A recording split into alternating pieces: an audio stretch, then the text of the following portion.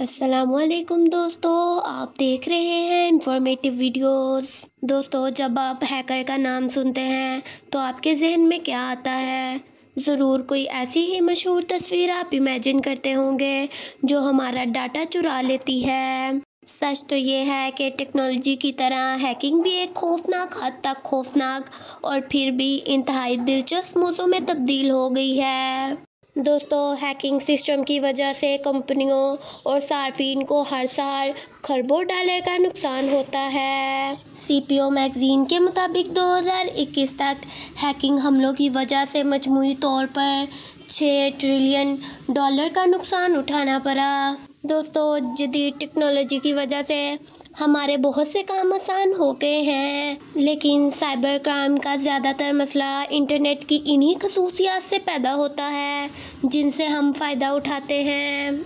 आज की वीडियो में हम आपको दुनिया के पावरफुल और डेंजरस हैकर्स के बारे में बताएंगे। केविन मिटनिक, अमेरिकी हैकिंग में एक अहम शख्सियत। केविन मिटनिक ने अपने कैरियर का आगाज़ बहुत छोटी उम्र में किया। 1981 में इस पर पैसिफिक बेल से कंप्यूटर मैनुअल चोरी करने का इल्ज़ाम लगाया गया था और 1982 में इसने नॉर्थ अमेरिकन डिफेंस कमांड को हैक किया। केविन मिटनिक ने अपनी हैकिंग की सलाहियतों की वजह से 1983 में फिल्म्स और गेम्स को मुतासिर किया। 1989 में इसने डिजिटल अलॉट कॉरपोरेशन के नेटवर्क को हैक किया और इसके सॉफ्टवेयर की कॉपियां बनाई, जबकि डिजिटल अलॉट कॉरपोरेशन कंप्यूटर बनाने वाला एक सरकर्दा इदारा था। इस एक्ट की वजह से मिटनिक को दुनिया भर में हैसियत हासिल हो गई। बाद में इसे गिरफ्तार कर लिया गया और इसे मुजरिम करार देकर जेल भेज दिया गया। इसने जितना अरसा जेल में गुजारा, उस अरसे में इसने पैसिफिक बेल के वॉइस मेल सिस्टम्स को भी हैक कर लिया। ये हैकर तो सच में बहुत खतरनाक है।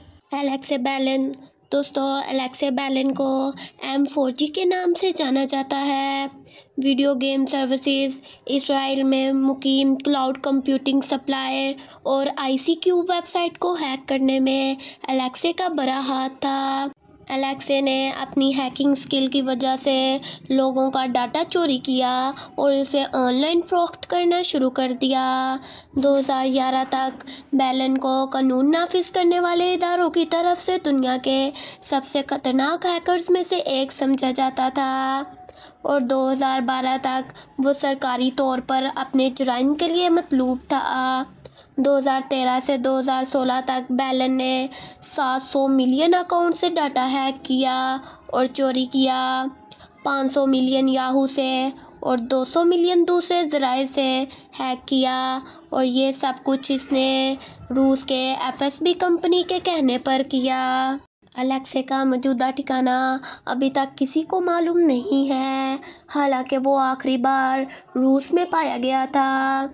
अलेक्से के साथियों को अमेरिका के हवाले कर दिया गया और इन्हें $2.25 मिलियन जुर्माने के साथ 5 साल कैद की सज़ा सुनाई गई।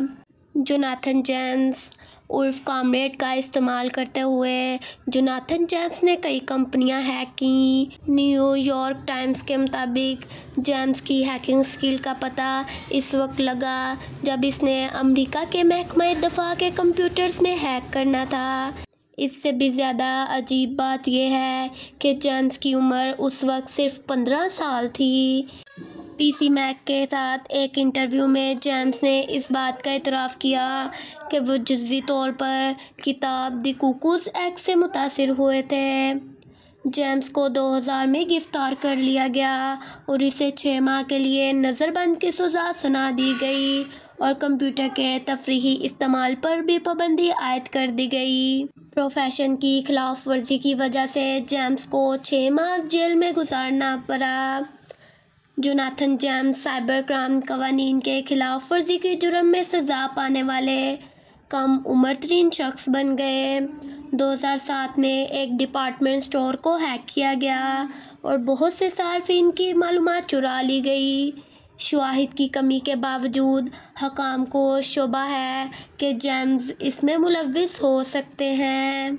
माइकल कॉल्स फरवरी 2000 में 15 साला माइकल कॉस, जिसे माफिया बाय के नाम से भी जाना जाता है, इसने यूनिवर्सिटी के कंप्यूटर्स के नेटवर्क पर कब्जा करने का तरीका दरियाफ्त किया।